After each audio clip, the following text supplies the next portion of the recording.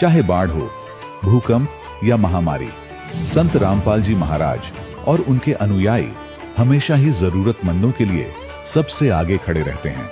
Covid महामारी के दौरान संत रामपाल जी महाराज के आश्रमों से करोड़ों लोगों के लिए भोजन, दवाइयां और जीवन रक्षक सामग्रियां उपलब्ध कराई गई। चाहे गरीब की मदद हो या किसी शोषित और पीड़ित वर्ग के हक और सम्मान की लड़ाई, संत रामपाल जी महाराज ने हमेशा ही उनकी दबी आवाज को सरकारों तक पहुंचाया है और उन्हें उचित न्याय दिलवाने में अहम भूमिका अदा की है। समाज में आध्यात्मिक और सामाजिक मूल्यों के प्रति जागरूकता लाने में संत रामपाल जी महाराज हर कदम पर मानवता के सच्चे सेवक साबित हुए हैं। संत रामपाल जी महाराज का जीवन हमें सिखाता है कि सच्ची सेवा वही है जो निस्वार्थ भाव से की जाए। आइए हम भी इस महान सेवा के कार्य में इस महान संत से जुड़ें और संत रामपाल जी महाराज से नाम दीक्षा लेकर अपने जीवन को धन्य बनाएं।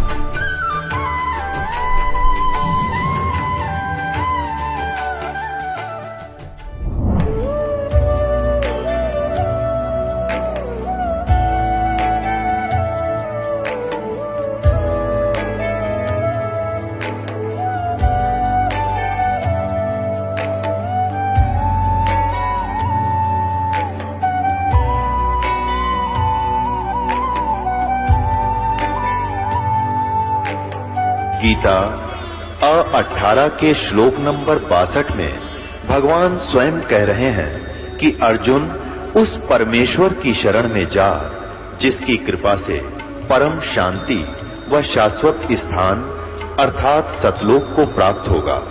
वो परमेश्वर कौन है, कहां है, कैसा है, जानने के लिए कृपया अवश्य सुनिए जगत गुरु तत्वदर्शी संत रामपाल जी महाराज के अमृत वचन। सत साहिब दर्शकों, अनाथ बच्चों के लिए संत रामपाल जी महाराज के सभी आश्रम किसी वरदान से कम नहीं। यहाँ उन्हें शिक्षा, संस्कार और भविष्य के लिए बेहतर अवसर प्रदान किए जाते हैं। चाहे बाढ़ हो, भूकंप या महामारी, संत रामपाल जी महाराज और उनके अनुयायी हमेशा ही जरूरतमंदों के लिए सबसे आगे खड़े रहते हैं।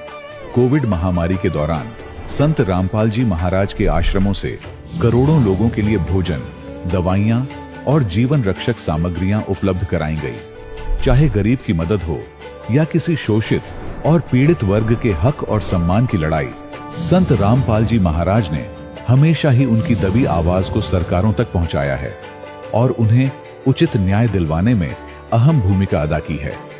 समाज में आध्यात्मिक और सामाजिक मूल्यों के प्रति जागरूकता लाने में संत रामपाल जी महाराज हर कदम पर मानवता के सच्चे सेवक साबित हुए हैं। संत रामपाल जी महाराज का जीवन हमें सिखाता है कि सच्ची सेवा वही है जो निस्वार्थ भाव से की जाए। आइए हम भी इस महान सेवा के कार्य में इस महान संत से जुड़ें और संत रामपाल जी महाराज से नाम दीक्षा लेकर अपने जीवन को धन्य बनाएं।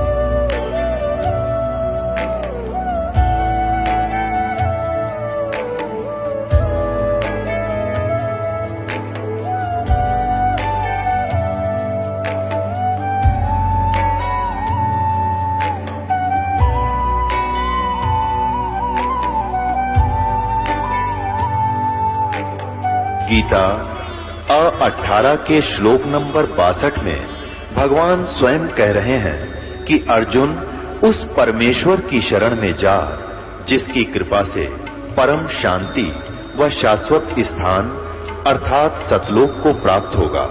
वो परमेश्वर कौन है, कहां है, कैसा है, जानने के लिए कृपया अवश्य सुनिए जगत गुरु तत्वदर्शी संत रामपाल जी महाराज के अमृत वचन। सत साहिब दर्शकों, मनुष्य अपने जीवन में अनेकों भक्ति साधना करता है, लेकिन फिर भी वो परमात्मा से मिलने वाले सुखों से वंचित रह जाता है। दर्शकों, ऐसी ही कहानी थी छत्तीसगढ़ की रहने वाली भुवनेश्वरी साहू जी की। भुवनेश्वरी जी पहले सभी पारंपरिक भक्ति साधना किया करती थी, लेकिन फिर भी बीमारी और अशांति ने इनके पूरे परिवार को इस तरह से जकड़ लिया था कि ऐसा लग रहा था मानो दुर्भाग्य ने इनके आंगन में डेरा डाल लिया हो। लेकिन दर्शकों, आज भुवनेश्वरी जी का कहना है कि जब से मैंने संत रामपाल जी महाराज की शरण ग्रहण की है, तब से मेरी जिंदगी पूरी तरह से बदल गई है। मेरे साथ ऐसे ऐसे चमत्कार हुए हैं जिनका वर्णन करने के लिए आज मेरे पास शब्द नहीं है। दर्शकों, आखिर भुवनेश्वरी जी संत रामपाल जी महाराज को भगवान क्यों बता रही हैं? और संत रामपाल जी महाराज ने आखिर भुवनेश्वरी जी और इनके परिवार के साथ ऐसा कौन सा चमत्कार कर दिया? आइए सुनते हैं भुवनेश्वरी जी की कहानी उन्हीं की जुबानी। नमस्कार जी। नमस्कार सर। क्या नाम है जी आपका? भुवनेश्वरी साहू। कहाँ से हैं जी आप? मैं ग्राम दतरेंगी, जिला बलौदाबाजार, छत्तीसगढ़ से। बहन जी, आप संत रामपाल जी महाराज जी से कब जुड़े? संत रामपाल जी महाराज से नाम दीक्षा मैं 10 मार्च 2014 में ली। संत रामपाल जी महाराज जी से जुड़ने से पहले आप क्या भक्ति साधनाएं करती थीं? संत रामपाल जी महाराज से दीक्षा लेने से पहले मैं हिंदू धर्म में प्रचलित सभी देवी देवताओं की भक्ति करती थी और मेरे मम्मी पापा बहुत ज़्यादा व्रत रखते थे। मेरे पापा जी शिरडी जाते थे और साईं बाबा को इष्ट रूप में मानते थे। तो फिर क्या कारण बना कि आप संत रामपाल जी महाराज जी की शरण में आईं? हम लोगों को इतनी भक्ति साधना करने से भी हमें कोई लाभ नहीं हो रहा था, तो इसीलिए हम लोग संत रामपाल जी महाराज से दीक्षा लिए। क्या लाभ चाहिए थे आपको? हमारे घर में बहुत ज़्यादा प्रॉब्लम हुआ करता था सर। अगर मैं ठीक रहती थी तो मेरी सिस्टर को कुछ प्रॉब्लम हो जाता था, फीवर हो जाता था, जुकाम, हाथ पैर में दर्द और बहुत सारी प्रॉब्लम्स हो जाती थी। तो फिर संत रामपाल जी महाराज जी के बारे में कैसे पता लगा आपको? मेरे सिर में बहुत ज़्यादा दर्द होता था, तो मैं ट्रीटमेंट के लिए मैं रायपुर गई थी, बालाजी हॉस्पिटल। तो डॉक्टरों ने वहाँ मुझे ऑपरेशन के लिए बोला, तो मैं फिर पापा ने कहा कि आपका ऑपरेशन होगा। नाक के थ्रू पाइप डालकर मेरा ब्रेन का ऑपरेशन होना था और फिर पापा ने मुझे आके बताया कि आपका ऑपरेशन होगा। तो मैंने पापा को कहा, होली का त्यौहार था उसी समय, तो मैंने पापा को कहा कि पापा अभी मुझे ऑपरेशन नहीं करवाना है, मैं त्यौहार मनाने के बाद आके ऑपरेशन करवा लूँगी। फिर हम लोग घर आ गए सर। तो फिर उसके बाद हमारे घर में मेरे बड़े पापा हैं गांव के, वो आए थे। तो उसने बताया कि मैंने एक गुरु बना रखा है, संत रामपाल जी महाराज बरवाले में हैं। फिर उसने बताया कि आप संत रामपाल जी महाराज से दीक्षा ले लीजिए। तो पापा को एक बुक दी उसने, ज्ञान गंगा। तो पापा ने उसे 1-2 दिन ही पढ़ा। उसके बाद फिर पापा ने कहा कि इतनी सारी साधना करने के बाद भी ठीक नहीं है, तो चलो एक बार जाके देख लेते हैं। फिर हम लोगों ने संत रामपाल जी महाराज के आश्रम गए, सतलोक आश्रम बरवाला। फिर वहाँ जाने के बाद हम लोगों ने पंडित छोड़ से नाम दीक्षा ली। उसके बाद हम लोगों ने दर्शन के लिए गए। तो दर्शन के लिए जब हम गए थे तो संत रामपाल जी महाराज जी आए और मेरे सिर पे हाथ रखा। उसके बाद फिर मम्मी के पास गए। उसके बाद फिर संत रामपाल जी महाराज ने उसको भी आशीर्वाद दिया। उसके बाद संत रामपाल जी महाराज आगे जा रहे थे, तो मम्मी ने कहा कि संत रामपाल जी महाराज, मेरी बेटी के सर में बहुत ज़्यादा दर्द होता है, ऐसे करके। तो फिर परमात्मा आए फिर संत रामपाल जी महाराज ने मुझसे आशीर्वाद दिया और कहा, भक्ति करो बेटा, परमात्मा दया करेंगे। भगत जी, उस दिन का दिन है और आज तक मेरे सिर में कोई दर्द नहीं होता और न ही मुझे ऑपरेशन की ज़रूरत है, न मैं किसी प्रकार की टेबलेट लेती हूँ। मेरी दादी जी है, उनकी आयु अभी 89 ईयर्स की हो गई है। वो उनके सिर के ऊपर में बड़ा सा गांठ हो गया था। वो बहुत दिनों से था, 15-20 साल से था वो, लेकिन वो 2021 में उनका जो गांठ था वो फूट गया और उसमें से बहुत ज़्यादा ब्लीडिंग हो रही थी। हम लोगों ने डॉक्टर्स को दिखाया, तो फिर डॉक्टर ने कहा कि ये कैंसर हो सकता है। तो फिर हम लोगों ने डॉक्टर से कहा कि आप ऑपरेशन कर दो या फिर कुछ भी करो, इनको ठीक कर दो। फिर डॉक्टर ने कहा कि इनकी एज भी ज़्यादा हो गया है और इनके बॉडी में ब्लड भी नहीं है, हम लोग रिस्क नहीं ले सकते, ऑपरेशन नहीं करेंगे, ऐसे करके बोले। फिर हम लोगों ने, डॉक्टर ने ऑपरेशन करने से मना किया, तो फिर हम लोगों ने घर में ही उनका ट्रीटमेंट करवाना स्टार्ट कर दिया। और मेरी दादी को इंजेक्शन लगते थे और टेबलेट देते थे, और फिर हम लोगों ने खुद उनके जो गांठ था उसका जो भी मवाद वगैरह होता था हम लोग खुद उनको साफ़ करते थे। हम लोग उनके वो गांठ से बहुत ज़्यादा ब्लडिंग होता था, हम लोग बड़े बड़े कपड़े लेके उनके जो गांठ थे उनको जब उनके ब्लड को करते थे तो वो पूरा कपड़ा गीला हो जाता था। हम लोग 5-6 ठो बड़े बड़े कपड़े से हम लोग उनका ब्लड को जो कि रोकने के लिए करते थे, लेकिन वो ब्लड रुकता नहीं था भगत जी। फिर हम लोगों ने संत रामपाल जी महाराज से अरदास लगाई। फिर परमात्मा से कहा कि मेरी दादी के में कैंसर की प्रॉब्लम्स है, संत रामपाल जी महाराज। फिर परमात्मा बोले कि बेटा भक्ति करो। उसके बाद भगत जी हम लोगों ने ओनली घर में ही ट्रीटमेंट करवाया। हम लोग खुद भी कर लेते थे, मतलब उनको साफ़ ऑफ करना होता था तो हम लोग कर लेते थे, और मतलब वो धीरे धीरे आज पूरी तरह से ठीक हो गया है और हमारी दादी को कोई ऑपरेशन की ज़रूरत नहीं पड़ी है और वो आज एकदम ठीक है। वो अभी 89 ईयर की हो गई है, लेकिन वो लगती नहीं है कि इतनी एज की हो गई है, वो अपना काम स्वयं कर लेती है। और मेरी एक सिस्टर है, उनके आँख में कुछ चला गया था तो वो अपनी आँखें को खोल नहीं रही थी, उसने 2 दिन तक अपनी आँखें नहीं खोली। फिर हम लोगों ने बहुत ज़्यादा कोशिश की उनकी आँख को खुलवाने के लिए, फिर वो अपनी आँखें नहीं खोल रही थी। फिर हम लोगों ने संत रामपाल जी महाराज जी से आदेश लगाए। परमात्मा ने कहा कि बेटा भक्ति करो और परमात्मा जी दया करेंगे। फिर हम लोगों ने उसे प्रसाद और चरणामृत पिलाया। उसके बाद फिर परमात्मा ने कहा, उसके आधे घंटे के बाद मेरी सिस्टर ने अपनी आंखें खोल दी भगत जी। मेरी बॉडी में बहुत ज़्यादा इन्फेक्शन हो जाता था, जो कि बहुत ज़्यादा पेन होता था और खुजलाता था और सूज जाता था। बहुत ज़्यादा ट्रीटमेंट करवाने के बाद भी वो पूरी तरह से ठीक नहीं होता था। मैं झाड़ फूँक भी करवाती थी, लेकिन उससे कोई आराम नहीं होता था और वो ठीक तो हो जाता था, जब तक मैं ट्रीटमेंट करवाती थी वो ठीक हो जाता था। उसके बाद फिर वो फिर से हो जाता था। और फिर संत रामपाल जी महाराज से मैंने दीक्षा ली तो वो प्रॉब्लम्स मुझे नहीं है, मैं बिल्कुल ठीक हूँ। अभी कम से कम 10 साल से मुझे ये प्रॉब्लम थी, जो कि अब संत रामपाल जी महाराज से दीक्षा लेने से पूरी तरह से ठीक हो गई है। संत रामपाल जी महाराज जी की शरण में आने के बाद आपको बहुत सारे लाभ प्राप्त हुए, तो जो दर्शक आज आपको टीवी पर देख रहे हैं वह भी संत रामपाल जी महाराज जी से जुड़ना चाहते हैं तो कैसे जुड़ सकते हैं? जो भी आज मुझे आपके मीडिया के माध्यम से देख रहे हैं, मैं उन सब से हाथ जोड़ के रिक्वेस्ट करना चाहती हूँ कि प्लीज़ संत रामपाल जी महाराज जी का सत्संग सुनिए, जो कि हमारे हॉली बुक्स को खोल खोल के बता रहे हैं, और संत रामपाल जी महाराज से दीक्षा लीजिए और अपना कल्याण करवाइए। संत रामपाल जी महाराज से दीक्षा लेना बहुत आसान हो गया है। विभिन्न चैनल पे संत रामपाल जी महाराज जी के सत्संग आते हैं और सत्संग के दौरान उनके नीचे में एक पट्टी आती है, उसमें कॉन्टैक्ट नंबर लिखे होते हैं। आप उस नंबर पे कॉन्टैक्ट करके अपने नज़दीकी नाम दीक्षा केंद्र में जाके नाम दीक्षा ले सकते हैं और अपना मोक्ष करवा सकते हैं।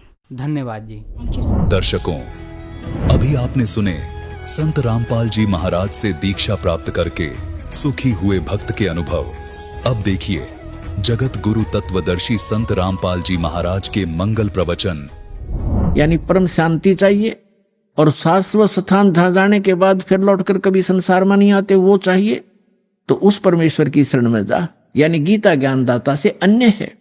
और फिर उसके विषय में बताया कि चौथे अध्याय के 32 और 34 मंत्र में स्पष्ट किया है कि वो परमात्मा अपने मुख कमल से आके ज्ञान देता है, वो तत्व ज्ञान है। उसके मुख कमल से बोलेगी वाणी में, सच्चिदानंद घन ब्रह्म की वाणी में वो यज्ञों की जानकारी यानी धार्मिक अनुष्ठानों की जानकारी विस्तार से कही गई है। वो तत्व ज्ञान है। उस तत्व ज्ञान को तो तत्वदर्शी संतों से पूछ, मैं नहीं जानता। यदि जानता होता गीता ज्ञानदाता तो एक अध्याय और बना देता। इसलिए उसने कह दिया है कि तत्वदर्शी संतों से पूछो।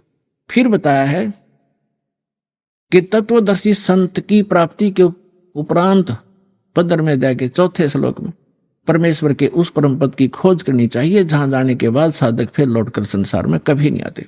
फिर 17वें अध्याय के 23वें श्लोक में उस परमेश्वर को पाने की, उस शाश्वत स्थान को पाने की, उस परम धाम को पाने की विधि बताई है। ओम तत्सत इति निर्देश ब्रह्मण त्रिविध समर्थ है। उस सच्चिदानंद घन ब्रह्म के पाने का इस 3 मंत्र के जाप का निर्देश है, फाइनल फैसला है, नथिंग एल्स। तो गीता ज्ञानदाता ने अपना नाम तो ओम स्पष्ट कर ही दिया। तत् और सत ये सांकेतिक हैं, ये तत्वदर्शी संत के लिए छोड़ दिए। तो वो तत्वदर्शी संत ये रामपाल दास सतलोक आश्रम में है, इसके पास वो कंप्लीट कोर्स है।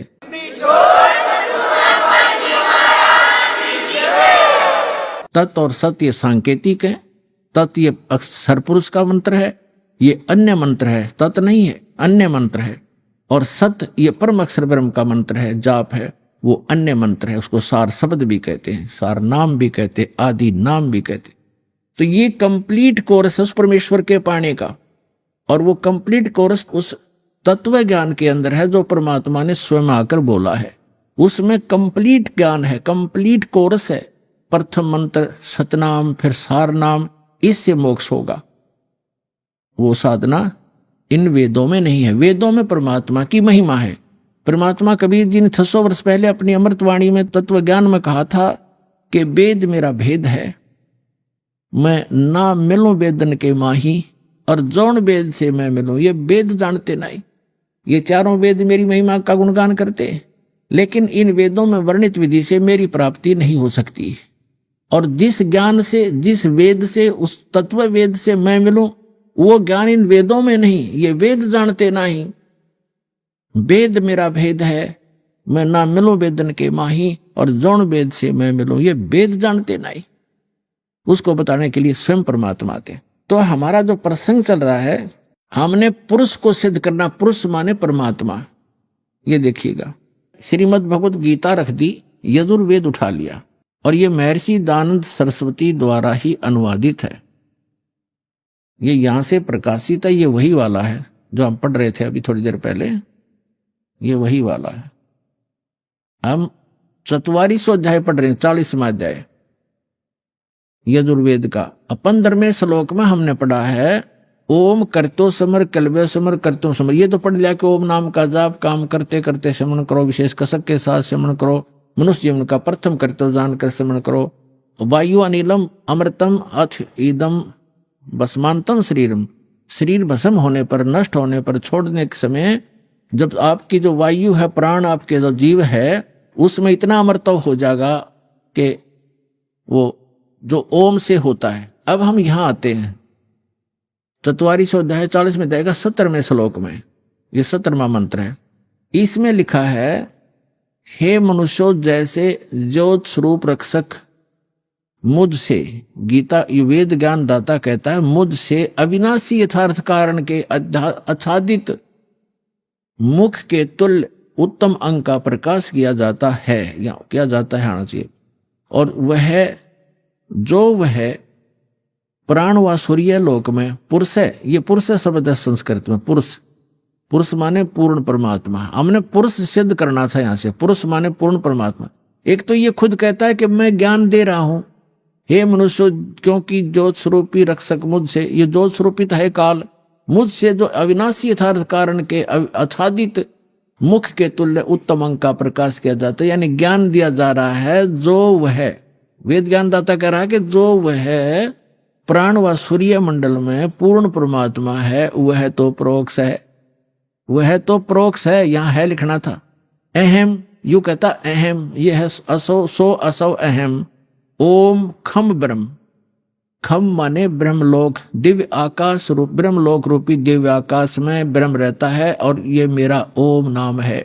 अहम, अहम माने मैं आकाश के तुल्य व्यापक ब्रह्म, ब्रह्म ना लिखा, मैं ब्रह्म हूं और मेरा ओम नाम, मैं उसका ओम सबका रक्षक जो मैं उसका ऐसा नाम जानो। ऐसा कि ओम लिखना था, मेरा ये ओम नाम जानो। ये आधाड़ंगा डाया इसने, तो इसे सिद्ध हो गया कि वेद ज्ञान दाता कह रहा है कि मेरा तो ओम नाम है, वो परमात्मा पुरुष माने पूर्ण परमात्मा तो गुप्त है, वो अन्य है, वो प्रोक्ष है। तो यहां अब हम आते हैं ऋग्वेद मंडल नंबर 9 और सूक्त नंबर 1 के मंत्र नंबर 8 और 9 को स्पष्ट करेंगे। पहले तो हमने पुरुष का अर्थ इन्हीं के इन इंजीनियरों से लेना पड़ेगा, क्योंकि नहीं तो ये बता देंगे आपको पुरुष माने आदमी हो से, क्योंकि परमात्मा भी मनुष्य जैसा है, इसलिए प्रथम पुरुष वही है, सेकंड हम पुरुष हैं मनुष्य। तो वहां प्रथम पुरुष, क्योंकि जैसे पवित्र बाइबल में लिखा है कि परमात्मा ने मनुष्य को अपने जैसा बनाया, तो वो भी पुरुष है, वो परमात्मा है। हम भी पुरुष है, हम नासवान हैं, हम डुप्लीकेट हैं, उसकी शकल है, उसी के आकार मिलते जुलते मनुष्य। तो ऐसे ही जिनको भगवान मिले हैं, उन्होंने कहा गरीबदास साहिब जी ने अपनी अमृतवाणी में कि हमरे ही उनियार है, हमारा सृजनहार, हमारी ही शकल का हमारा भगवान, हमारा बनाने वाला वो परम पिता। तो यहाँ पुरुष जो है इस भगवान परमात्मा की तरफ संकेत है। इन्होंने भले ही गोलमोल करना चाहा, यहाँ पुरुष लिखना शुरू कर दिया, परमात्मा लिखना बंद कर दिया, हमें मूर्ख बनाने के लिए। ये जनता के नासक थे, इनको संस्कृत अवश्य आती थी, अध्यात्म ज्ञान था नहीं। ये काल के भेजे हुए दूत थे, चाहे मैं ऋषि दानंद हो, चाहे इसके चेले जितने भी जो अनुवाद कर रहे हैं इसका वेदों का, ये स्वयं भ्रमित हैं और समाज को यथार्थ ज्ञान नहीं दे सके। और चाहे आज तक के जितने ऋषि महर्षि हुए हैं, उनको यथार्थ ज्ञान नहीं था। केवल परमात्मा ने जिन महापुरुषों को अपना परिचय दिया, अपना साक्षात्कार करवाया, सचखंड लेकर गए, वापस छोड़ा, उन महापुरुषों को छोड़कर और किसी के पास अध्यात्म ज्ञान नहीं था। अब वो ज्ञान इस दास को दिया उस परम पिता ने, इसका लाभ उठाओ। अब देखो, अब हम आगे ऋग्वेद मंडल नंबर 9 सूक्त 1 और मंत्र नंबर ये 6 तक तो ये परमात्मा लिखते आगे, और 7 में इन्होंने पुरुष लिखना कर दिया। उस पुरुष को, उस परमात्मा को लिखना था, तब माने उस परमात्मा उस पुरुष को लिख दिया। कोई बात है यार, यहां गड़बड़ कर दी। अब पुरुष माने परमात्मा, आपको पूर्ण परमात्मा, तो हम इसको पूर्ण परमात्मा बोलेंगे। उस पूर्ण परमात्मा को उग्र गतियां प्रेरणा करती हैं, यानी जब संसार में हाहाकार मच जाती है और अध्यात्म गुरु जो है अज्ञानी हो जाते हैं, उनका उद्देश्य केवल जनता को ठगना ही हो जाता है और हाहाकार मच जाती है, सब प्राणी दुखी हो जाते हैं, तो परमात्मा दुखी होता है, क्योंकि हम सभी उनके बच्चे हैं, वो हमारा पिता है, तो अपने का दुख अपनों को ही होता है। तो फिर वो परमात्मा उन उग्र गतियों से प्रेरित होकर 600 वर्ष पहले परमात्मा आए थे, ऐसा ज्ञान बता गए थे, एकदम शांति हो गई थी समाज में जो अभी तक चल रही थी। कोई लूटा खसोटी नहीं थी, प्यार से रहते थे, कोई किसी की आत्मा दुखाते समय डरता था भगवान से। अब आग लगी है, सब पूरे विश्व में माया माया दिखाई देती है, ना कोई लाज रही, ना कोई शर्म रहा, ना भगवान का डर रहा। तो अब पुनः स्थापना करने के लिए उस शांति की और भक्ति की परमात्मा ने पहले से ही वचन बोल रखा था कि जब कलयुग 5500 वर्ष बीत जाएगा, तब मैं अपना दास भेजूंगा, उसको पूर्ण ज्ञान दूंगा। वैसे तो भगवान ने कहा था मैं स्वयं आऊंगा 12वें पंथ में, गरीबदास वाले पंथ में।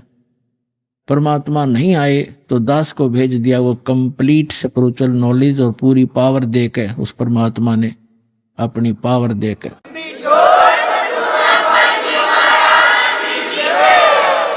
तो अब पुनः स्थापना होगी शांति की। तो अब यहाँ क्या बताते हैं कि उस परमात्मा को यहाँ की उग्र गतियां यानी खतरनाक स्थिति प्रेरणा करती हैं, तब वो परमात्मा एक सुभर शरीर, सुंदर शरीर धारण करके यहाँ प्रकट होता है। जैसे 600 वर्ष पहले आए थे, उस समय भी पूरे जो है अध्यात्म मार्ग में लूटे खसोट चल रही थी, ऊत भूत की पूजा होती थी, ये दरे ढके पर ला रखा था सबको। तो परमात्मा ने आके पुनः स्थापना की थी और 64 लाख से सो गए थे उस दानक के, जिसको धानक कहते थे, दुल्हा कहते थे। यदि वो परमात्मा ना होते, आज से 600 वर्ष पहले भारत वर्ष के अंदर 64 लाख से सोना कोई बालकों का खेल नहीं है। और सबको परमात्मा ने भक्ति से चार्ज किया, उनको सुख दिया, उनके आने वाले बच्चे उनके घर में जन्म लिया, वो अच्छी आत्माएं हुई। तो अभी तक चल रहा था, हमारे समाज में शांति बनी हुई थी।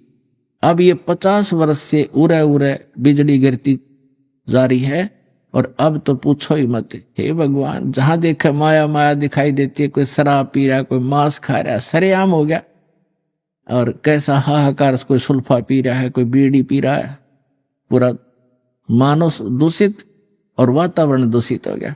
तो अब इस भक्ति से पुनः स्थापना होगी भक्ति की और विश्व में शांति की। परमात्मा का वचन है, ये तो होगा ही होगा। तो अब देखो क्या लिखा है, वेद क्या बता रहे हैं परमात्मा के विषय में, देखिएगा। हम ऋग्वेद मंडल नंबर 9 सूक्त 1 मंत्र नंबर अब 8 पढ़ेंगे। उस पुरुष माने परमात्मा को उग्र गतियां यानी भयंकर स्थिति प्रेरणा करती हैं और भासमान शरीर को यानी सुंदर शरीर को वह पुरुष, वह परमात्मा प्राप्त होता है। और किस प्रकार होता है?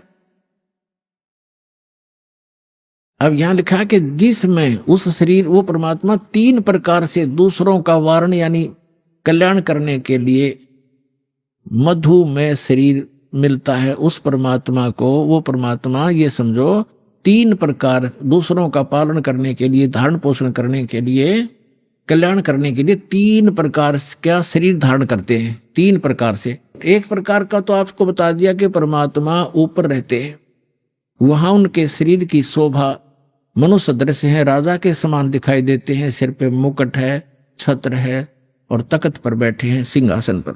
और उनके एक रोमकूप में करोड़ सूर्य करोड़ चंद्रमा मिला दे, ऐसी रोशनी है उस परमात्मा के एक रोमकूप की। बाकी शरीर की कितनी होगी अंदाजा लगाया जा सकता है। और फिर वो परमात्मा दूसरी स्थिति में जब आता है, एक नवजात शिशु का रूप धारण करता है, तो दूसरी स्थिति बताई जा रही है। देखिएगा, ऋग्वेद मंडल नंबर 9 सूक्त 1 मंत्र अब 9 पढ़ेंगे हम, ये 9वां है।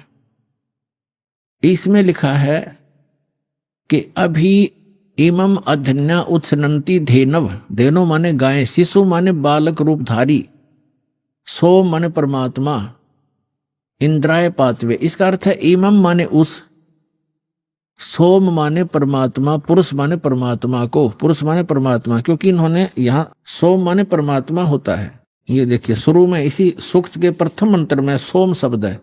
ऋग्वेद मंडल नंबर 9 सूक्त 1 मंत्र 1 में, इस 1 में ये सोम शब्द है। सोम, सोम माने परमात्मा, यहां भी सोम लेंगे। अब ऋग्वेद मंडल नंबर 9 सूक्त 1 मंत्र 9 में सोम शब्द है। सोम, उस परमात्मन को, उस परमात्मन को, उस पर पुरुष को, परमात्मा को, जो शिशु रूप धारण करके आता है कुमार अवस्था में यानी बाल्य अवस्था में। अभी अधन्या, अधन्या माने अहिंसनीय लिख दिया इन्होंने। अध्य माने अभी माने पूर्ण रूप से, सब प्रकार से। अधन्या माने बिना धनाई, धेनो माने गौवे। हमारे यहाँ क्षेत्र में हरियाणा के अंदर जो गायें नए दूध नहीं होती, गर्भ धारण नहीं किया जिसने, तो उसने ये उसको ये कहते हैं ये बिना धनाई है, अधन्या। क्योंकि ये कुछ शब्द हमारी लैंग्वेज में संस्कृत के, कुछ पंजाबी के, कुछ वैसे अन्य भाषाओं का भी समावेश है। जैसे अब इंग्लिश वर्ड भी गढ़े हो गए शब्द हमारी भाषा में, ऐसे पहले से हमारे कुछ शब्द मिले हुए हैं भाषा में। तो हम अधन्या माने बिना धनाई, अभी अधन्या पूर्ण रूप से यानी कंवारी, धेनो माने गौवे। उस परमात्मा की जो शिशु रूप धारण करके जब आता है, उनके परवरिश की लीला कुंवारी गायों के द्वारा होती है, ये वेद बताते हैं। और वो किस परमात्मा की हुई है? श्री कृष्ण का इतिहास आपके पास जीवनी है, श्री रामचंद्र की जीवनी आपके पास है, जिनको आप भगवान माना करते थे। या ब्रह्मा विष्णु महेश की दिखा दो इतिहास, उन्होंने ऐसे कुंवारी गाय का दूध पिया हो। तो who is God? Kabir is God. और कौन कबीर? जो काशी में आए थे, धानक दुल्हा।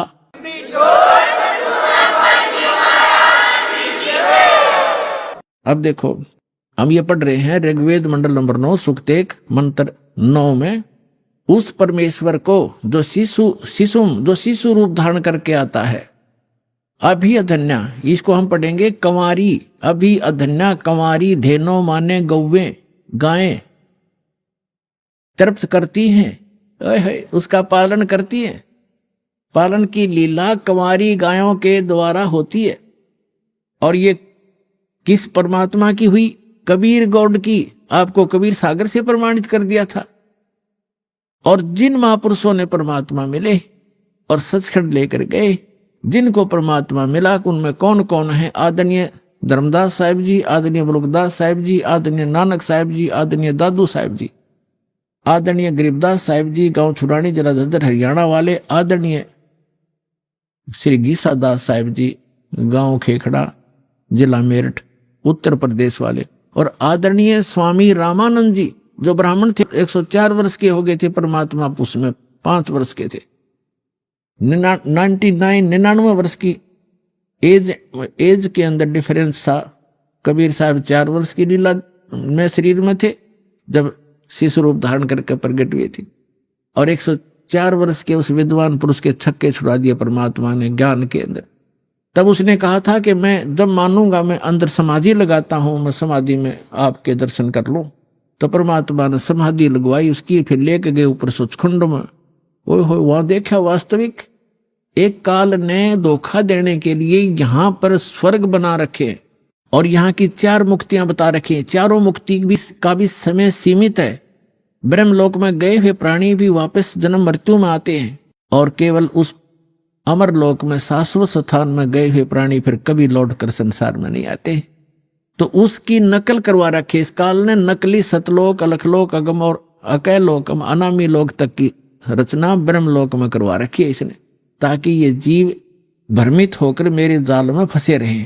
अब समर्थ आते हैं, उनका ज्ञान समर्थ होता है, उनका काम भी समर्थ होता है, उनकी हर गति समर्थ होती है। तो उस परमात्मा का ज्ञान अनमोल है, उसमें कोई त्रुटि नहीं है, और उनकी जो भक्ति विधि वो भी कंप्लीट है, और साधक भी यदि श्रद्धा से करेगा तो वो भी पूर्ण लाभ प्राप्त कर सकता है। अब ये स्पष्ट हो गया कि जिस परमात्मा की महिमा वेद सुनाते हैं वो परमात्मा है, वो कंप्लीट गॉड है, वो पूर्ण परमात्मा है। और वो लीला क्या करता है ये भी वेद बताते हैं। एक तो लीला बता दी कि वो परमात्मा जब शिशु रूप धारण करके आता है उसकी परवरिश की लीला कंवारी गायों से होती है। अब दूसरा यह है कि वो परमात्मा ऊपर रहता है सतलोक में। सतलोक में जिसे अविनाशी लोक कहते हैं, शाश्वत स्थान कहते हैं, वहां रहता है और वहां से गति करके आता है। यही वो महापुरुष बताते हैं जिनको भगवान मिले। जैसे आदरणीय रामानंद जी ने कहा कि दोहू ठोर है एक तू, भया एक से दो, गरीबदास हम कारणे तुम आए हो मगजो। जैसे तुलसीदास जी ने लाखों वर्ष पहले घटित रामायण अपनी भाषा में चौपाइयों में लिख दी, ऐसे ही आदरणीय गरीबदास साहिब जी ने गांव छुड़ानी वाले ने परमात्मा प्राप्त होने के उपरांत उनसे प्राप्त उस स्पिरिचुअल नॉलेज में क्या लिखा है अपनी छाप लगाकर महिमा बता रही है परमात्मा की। जैसे स्वामी रामानंद जी की और कबीर परमेश्वर जी की जो वार्ता हुई उस समय प्रत्यक्ष दृष्टा की तरह बताई है। गरीबदास जी इसलिए इसमें नाम आता है कि गरीबदास जी ने तुलसीदास जी की तरह, क्योंकि तुलसीदास जी केवल 3 लोक के भगवान के उपासक थे, वहीं तक सीमा थी उनकी बताने की। और ये गरीबदास साहिब जी परम अक्षर ब्रह्म के उपासक थे, उनके भेजे हुए महापुरुष थे, उनसे परिचित थे।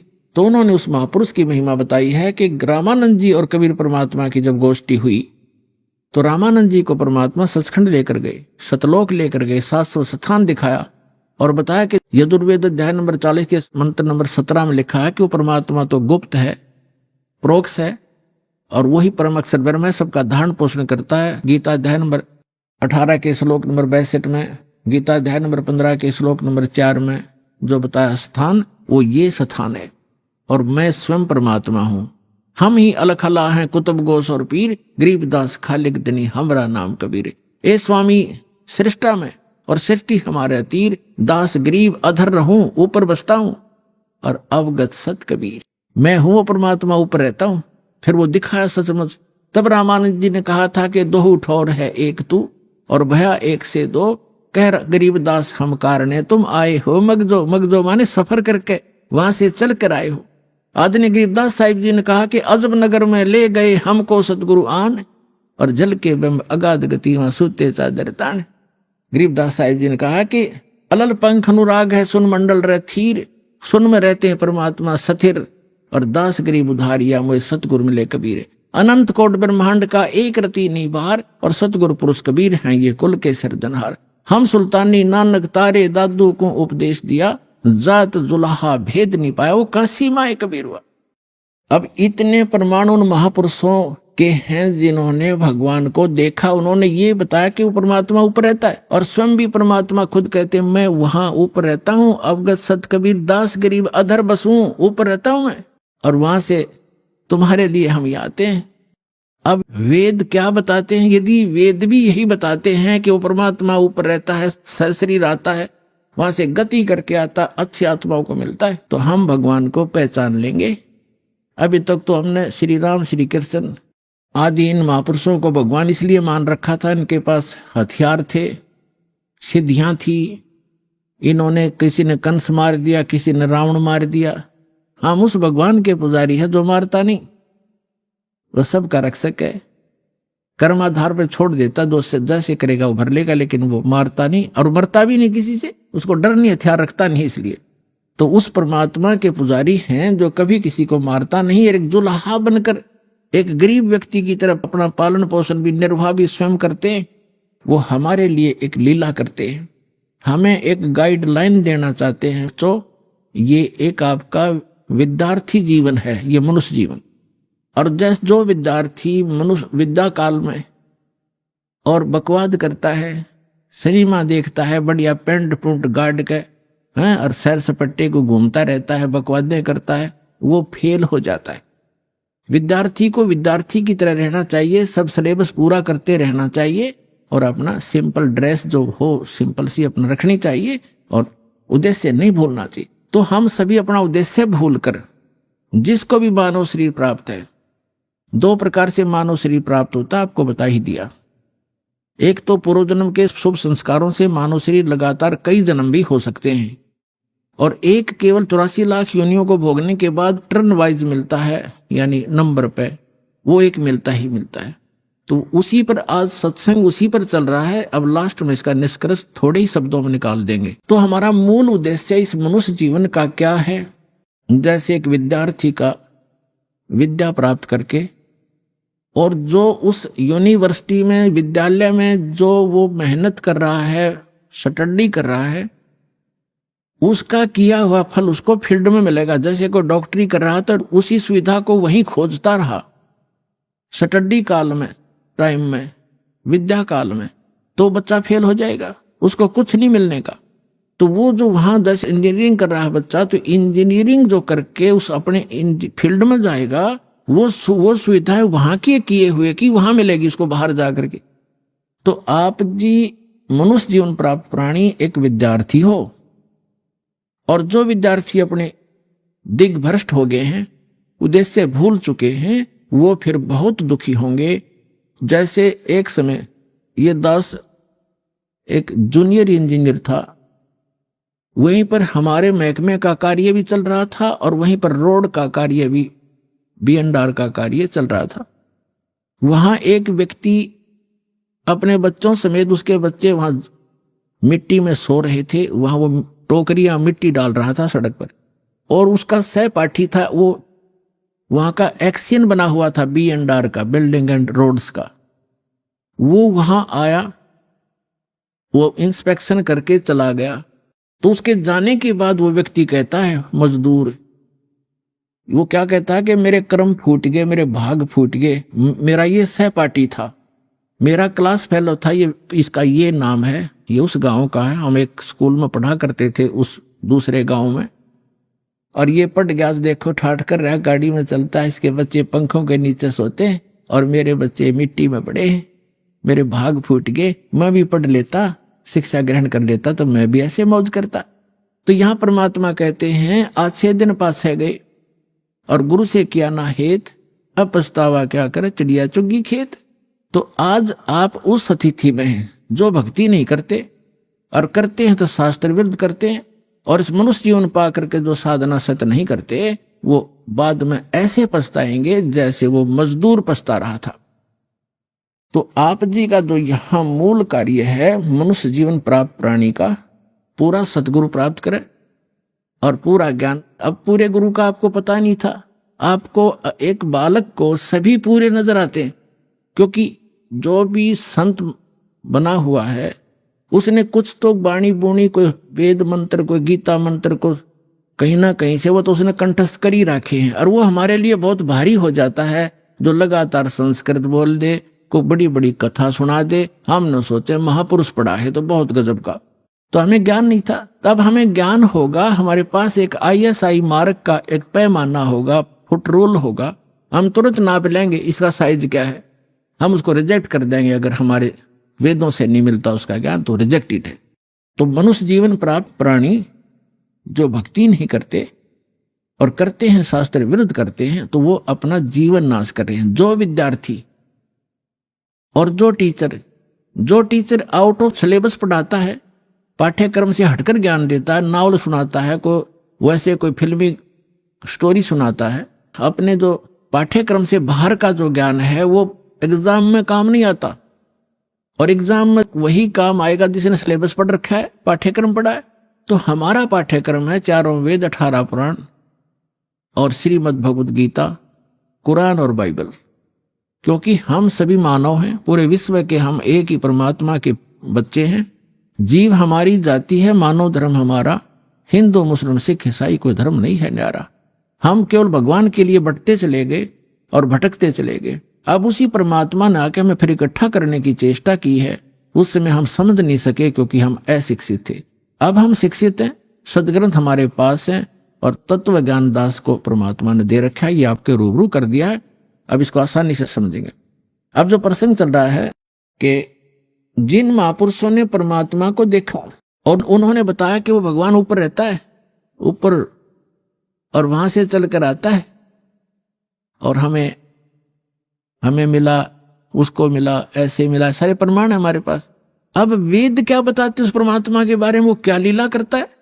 यदि वेदों में भी वही प्रमाण मिल जाता है जो उन महापुरुषों को मिला जिन्होंने बताया कि मुझे भगवान मिले परमात्मा और सचखंड लेकर गए, मुझे वापस छोड़ा, वो है परमेश्वर ब्रह्म, वो कंप्लीट गॉड है, और वैसी ही लीला वेद बताते हैं, तो आप अपने आप समझ में आ जाना चाहिए।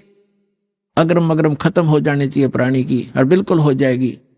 और कहते हैं आंखों देख कर भी जो नहीं मानता, जानबूझ साची तजय और करे झूठ तने, ताकि संगत है प्रभु स्वप्न में बिना दे।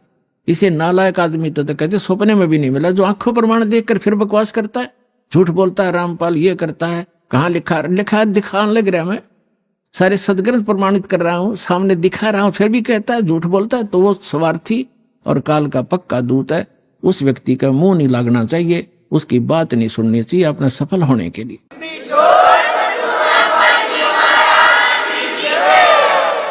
आप जी को इतना स्पष्ट हुआ कि परमात्मा जब शिशु रूप धारण करके आता है दूसरी सतिथि में, 3 प्रकार से हमारा धारण पोषण करता है, हमारा कल्याण करने के लिए 3 प्रकार के शरीर में वो लीला करता है। एक तो सतलोक में रहता है, वहां तो बहुत तेजों में शरीर है, वहां से हल्का तेजपन रूप बना करके, और दूसरे सतिथि में एक शिशु रूप धारण करके प्रत्येक युग में परमात्मा मिलते आते हैं, ऐसा लीला करते हैं। उनकी यही लीला, परवरिश की लीला कुंवारी गांव से ही होती है।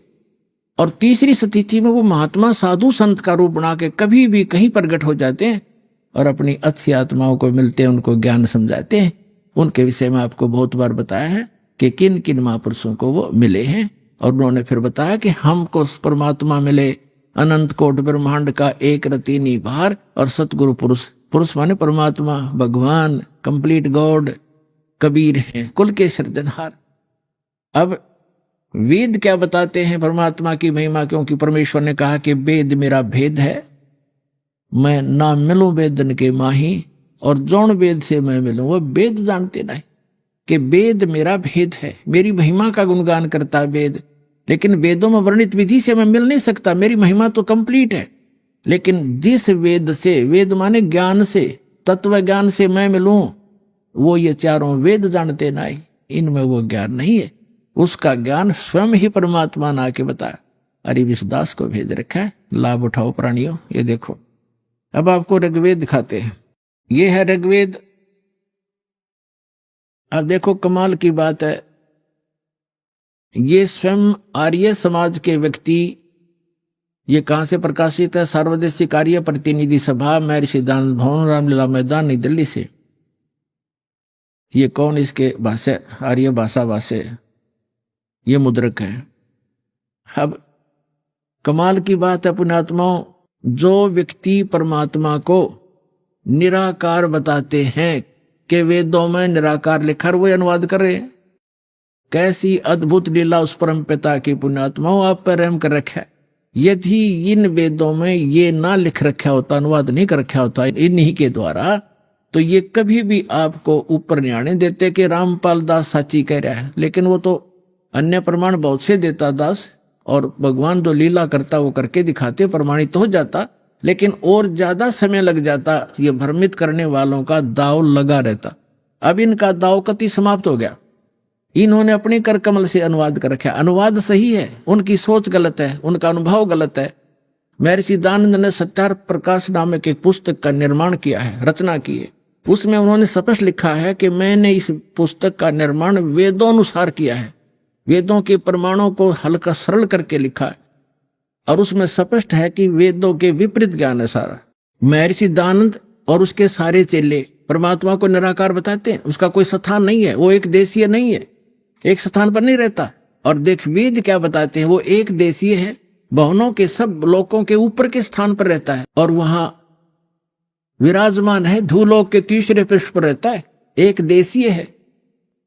तो ये महर्षि दयानंद कंप्लीटली अज्ञानी आदमी था पूर्ण रूप से, और उसी अज्ञान के आधार से उनके द्वारा भ्रमित आर्य समाज है। दास का उद्देश्य किसी की निंदा करना नहीं, केवल आपको सही दिशा देना उद्देश्य रखता हूं कि आपके समझ में आया नहीं, ना इन ऋषि महर्षि इन ब्राह्मणों का समझ में आया। इस दास पर दया करी, इसका पूरा मानव समाज लाभ उठाओ, सबका कल्याण होगा। हमने किसी से द्वेष नहीं। ये देखो ऋग्वेद मंडल नंबर 9 सूक्त 86 और मंत्र नंबर 26 पढ़ेंगे।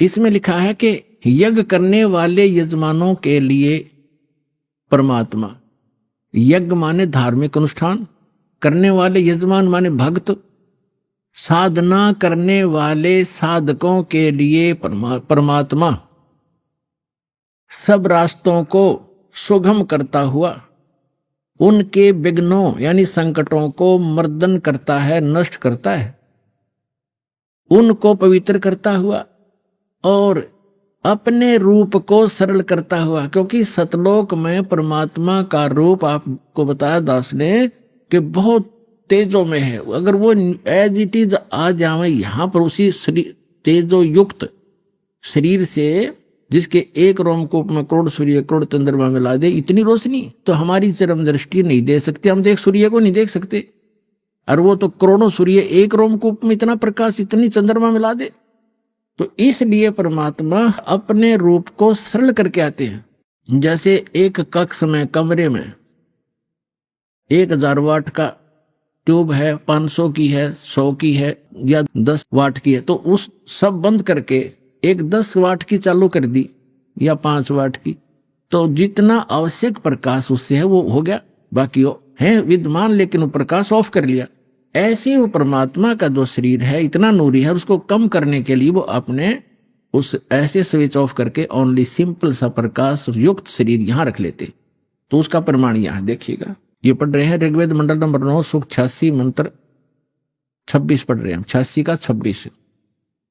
अपने रूप को सरल करता हुआ, अपने रूप को शरीर, अपने रूप को सकल को सरल करता हुआ वह कांति में परमात्मा। ये देखो इन्होंने यहां गड़बड़ी कर दी। ये देखो ये है कबीर, हम कबीर बोले हैं, बै बोला हम कबीर, वेदों को वेद बोलते हैं, तो यहां कबीर हम यो कबीर लिखा कबीर। इस रै को इन्होंने संधि छेद करके अपसर्ग लगा दिया, अपसर्ग लगा के इसका अर्थ कर दिया, कवि का अर्थ कर दिया सर्वज्ञ। कवि कोई सर्वज्ञ नहीं होता, ना आज तक होया है। अभी आपने सुने संत रामपाल जी महाराज के मंगल प्रवचन। आइए अब सुनते हैं संत रामपाल जी महाराज से नाम दीक्षा लेकर सत भक्ति करके अद्भुत लाभ प्राप्त करने वाले अनुयायी के विचार। दर्शकों, भारत में न जाने कितने व्यक्ति मनमानी साधनाओं को कर कर यह समझ रहे हैं कि जो भक्ति साधना हम कर रहे हैं वह सर्वश्रेष्ठ है। लेकिन दर्शकों, सच यह है, उन सभी भक्ति साधनाओं को करने के बावजूद मनुष्य दुखी है। और ऐसा इसलिए है क्योंकि मनुष्य शास्त्र विधि को त्याग कर मनमाना आचरण कर रहा है। दर्शकों, ऐसी ही कहानी थी हरियाणा की रहने वाली आशा दासी जी की। आशा जी पहले सभी देवी देवताओं की पूजा साधना किया करती थी। वह व्रत भी करती थी, श्राद्ध भी निकालती थी और वैष्णो देवी माता की यात्रा में भी जाती थी। लेकिन फिर भी उनके घर में दुख बढ़ते जा रहे थे। न जाने कितनी गंभीर बीमारियों ने उनके पति को घेर लिया था। लेकिन दर्शकों, आज आशा जी का कहना है कि मेरी जिंदगी तब बदली जब मुझे संत रामपाल जी महाराज की शरण मिली। और संत रामपाल जी महाराज से नाम दीक्षा लेने के बाद आज मैं और मेरा पूरा परिवार पूर्ण रूप से सुखी है। दर्शकों, आखिर लाखों की तादाद में लोग क्यों अपनी सभी पारंपरिक भक्ति साधनाएं छोड़कर संत रामपाल जी महाराज द्वारा बताई गई भक्ति साधना को अपना रहे हैं? और वह ऐसा क्यों कह रहे हैं कि शास्त्रों के अनुकूल भक्ति केवल यही भक्ति है जो संत रामपाल जी महाराज ने हमें बताई है? चलिए जानते हैं इसके पीछे की सच्चाई क्या है। सुनते हैं आशा जी की कहानी उन्हीं की जुबानी। नमस्कार मैम। सत साहिब जी। क्या नाम है आपका? आशा दासी जी। कहाँ से आए हैं जी आप? गांव जफरपुर, जिला अम्बाड़ा से, हरियाणा से जी। संत रामपाल जी महाराज जी से नाम उपदेश आपने कब लिया? 14 मई 2017 को। संत रामपाल जी महाराज जी से जुड़ने से पहले आप क्या भक्ति साधना करती थीं? जैसे कि देवी देवताओं के मंदिर में जाना, पितृ पूजा, श्राद्ध आदि वगैरह निकालना जी, और वैष्णो देवी जाना, ये सारे काम करते थे जी। संत रामपाल जी महाराज जी की शरण में आप कैसे आए? सबसे पहले तो जी एक ज्ञान गंगा बुक मिली जी। जैसे कि भक्त प्रचार करने जाते हैं जी, वो ज्ञान गंगा पुस्तक ली जी हमने, वो पढ़ी। फिर उसके बाद हमारे भक्त जी के पास, यानी कि मेरे घर वाले के पास ही दुकान करते हैं जी भक्त जी, धर्मेंद्र भक्त जी, उन्होंने उनको बोला कि संत रामपाल जी महाराज का सत्संग आता है और वो सत्संग देखा करो। उन्होंने मेरे को आके बोला जी, कह रहे ऐसे ऐसे करके शाम को चैनल पर सत्संग आवे जी और वो देखा करो। मैंने क्या, मैं चल ठीक है, मैं देखे करूँगी। मैंने सत्संग सुनना शुरू करा जी। सत्संग सुनते सुनते परमात्मा की ऐसी लगन लगी जी, मन में से पुकार आने लगी कि नाम लेना है। मैं रोज़ अपने घर वाले से क्या करूँ थी जी, भी नाम लूँगी मैं तो गुरु जी का। तो उन्होंने कहा भी तो कोई सत्संग नहीं है, सत्संग आएगी फिर नाम लेंगे। फिर एक दिन यमुनानगर सत्संग आई, जिला यमुनानगर में जी, वहाँ हम सत्संग करने गए। तो भक्तों ने पूछा कि नाम लेंगे? मैं कहा हाँ जी नाम लेंगे हम। तो इस प्रकार हमने गुरु जी का नाम लिया, संत रामपाल जी महाराज से नाम दीक्षा ली जी। संत रामपाल जी महाराज जी से नाम उपदेश लेने के बाद क्या आपको कोई लाभ भी प्राप्त हुए? जी लाभ तो इतने हैं कि गुणांदे सवेर से शाम हो जाए और परमात्मा की क्या महिमा गाऊं। परमात्मा ने इतने लाभ दिए कि मेरे घर वाले का जी पथरी थी, यानी कि बीमार रहा करते हुए सारी बार, परमात्मा से नाम दीक्षा लेने के बाद उनके ये सारे रोग यानी कि परमात्मा ने ठीक करे। और मेरे 2 बच्चे थे जी, बड़े का भी आंख में रसोली थी जी और छोटे की भी आंख में रसोली थी जी। गांठें भांग रही थी उनकी, जिसने भी दिखावा थे वो ये उनका करा था जी, प्रेशन हो गया इनका। तो परमात्मा ने ऐसी दया भी, ना प्रेशन होया ना किसी की दुआई खाई जी। नाम लेने के बाद परमात्मा ने, संत रामपाल जी महाराज ने दया करी, दोनों की आंखें की रसोली वो पता भी नहीं लगने दिया कहाँ गई, किस टाइम वो खत्म होगी। बस परमात्मा संत रामपाल जी महाराज ने जो मंत्र विधि दी थी जी, उससे भक्ति करने लग गए बच्चे भी और हम भी। उसके बाद जी महाराज कच्ची झोंपड़ी थी जी, परमात्मा ने वो भी पक्की बनवाई है। और मेरे ससुरियों कह करा था मर जाऊंगा, नाम नहीं लेने कहूँ। आज परमात्मा की दया थे वो भी नाम दीक्षा ले ली उन्होंने भी। और मेरी जेठ जेठानी ने, यानी कि जेठानी ने ले रखी है। और सारा परिवार यानी कि परमात्मा ने जोड़ दिया जी। और परमात्मा ने ऐसा कर दिया, अगर जैसा मिनी सतलोक हो, जैसा सतलोक परमात्मा अपने शब्दों में कहा ना, संत रामपाल जी महाराज भी सतलोक ले जगह बैठा दूंगा बच्चों। परमात्मा ने, संत रामपाल जी महाराज ने आज वो घर सतलोक जैसा दिखाई दिया भी, जहाँ कोई लड़ाई नहीं, कोई झगड़ा नहीं, घर में हमारे सारी बार क्लेश रह कर था जी। परमात्मा ने, संत रामपाल जी महाराज ने वो क्लेश भी दूर कर दिया। ठूठा माड़ी मोटी का दिकदार हो जाती जी, वह भी परमात्मा ने, संत रामपाल जी महाराज की दया से खत्म होगी जी सारी। मेरे घर वाले के गुर्दे में पथरी थी जी, परमात्मा की दया से उसका भी दर्द यानी कि खत्म हो गया। जो पथरी थी वो बाथरूम की जगह है का फंस गई थी जी, वो परमात्मा ने बिना ऑपरेशन के निकाल लिया जी। वो डॉक्टरों ने जवाब दे दिया था जी उन्होंने, और सारी जगह पे जवाब दे दिया था, बिना ऑपरेशन के, बिना दवाई के संत रामपाल जी महाराज ने निकाल दी जी वो। तो जो श्रद्धालु आज आपको देख रहे हैं उन्हें आप क्या संदेश देना चाहती हैं? संदेश तो जी क्या दें, परमात्मा संदेश देने वाले हम तो तुझ जीवन जी प्रार्थना ही कर सका है कि परमात्मा मेरे यहाँ धरती पर जो भी जितना जल्दी हो सका उतनी जल्दी परमात्मा ते नाम दीक्षा लो और अपना कल्याण कराओ। संत रामपाल जी महाराज जी से नाम उपदेश कैसे ले सकते हैं? संत रामपाल जी महाराज जी से दीक्षा अनेकों चैनलों पर सत्संग आवा जी, कई चैनल हैं जी ऐसे, इन पर पीली पट्टी उसमें नंबर आते हैं जी, उनसे अपने नामदान सेंटर का पता लगा सकते हैं जी और नाम दीक्षा ले सकते हैं जी। धन्यवाद। सत साहिब जी। संत रामपाल जी महाराज एक ऐसे महान संत जिन्होंने अपनी सतभक्ति, तत्व ज्ञान, करुणा और सेवा के बल पर समाज में नई मिसाल कायम की है। संत रामपाल जी महाराज की अगुवाई में उनके सभी सतलोक आश्रमों से समाज कल्याण के अद्भुत कार्यों ने समाज को सुनहरे भविष्य की एक नई उम्मीद दिखाई है। संत रामपाल जी महाराज से नाम दीक्षा लेने के बाद लाखों लोगों की लाइलाज बीमारियां जैसे कैंसर, एड्स आदि ठीक हुई। संत जी के ज्ञान से प्रेरित होकर उनके अनुयायियों ने लाखों यूनिट रक्तदान किया। संत जी ने लाखों बहन बेटियों का दहेज मुक्त विवाह करवाया।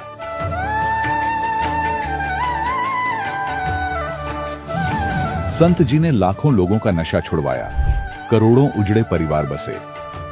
संत जी के आश्रमों में समागम के दौरान निःशुल्क नेत्र चिकित्सा, दंत चिकित्सा प्रदान की जाती है। संत रामपाल जी महाराज द्वारा समय समय पर पर्यावरण संरक्षण के उद्देश्य से बड़े स्तर पर वृक्षारोपण किया जाता है। संत जी ने जरूरतमंदों को तत्काल राहत पहुंचाने के लिए एम्बुलेंस सेवा शुरू की। संत जी अपने अनुयायियों को देहदान के लिए प्रेरित करते हैं, जिससे मानवता की सेवा और चिकित्सा क्षेत्र में सुधार हो सके। संत रामपाल जी महाराज के सभी आश्रमों में हर रोज निःशुल्क भंडारा आयोजित किया जाता है, जहां हर वर्ग, हर जाति और हर धर्म के लोग एक साथ बैठकर भोजन करते हैं।